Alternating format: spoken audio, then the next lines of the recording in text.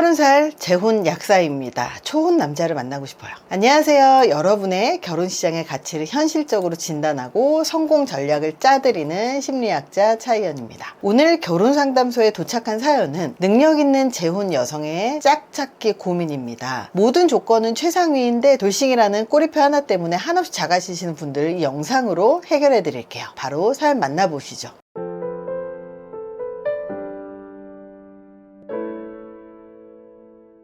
희연쌤 안녕하세요. 저는 서울에서 약사로 일하는 30살 재혼 희망 여성입니다. 연봉은 약 8천만 원 정도고요. 얼마 전 이혼을 경험했는데 재혼이라는 조건 때문에 초혼 남성들과 만남이 어려울까봐 걱정이 됩니다. 제 나이나 직업, 경제력은 괜찮다고 생각하는데 돌싱이라는 사실 하나만으로 저를 만나보려고 하지 않는 남자들이 많을까봐 두려워요. 저는 꼭 초혼 남성분을 만나고 싶은데 이게 현실적으로 가능한 일인지 전문가로서 솔직한 조언을 부탁드립니다.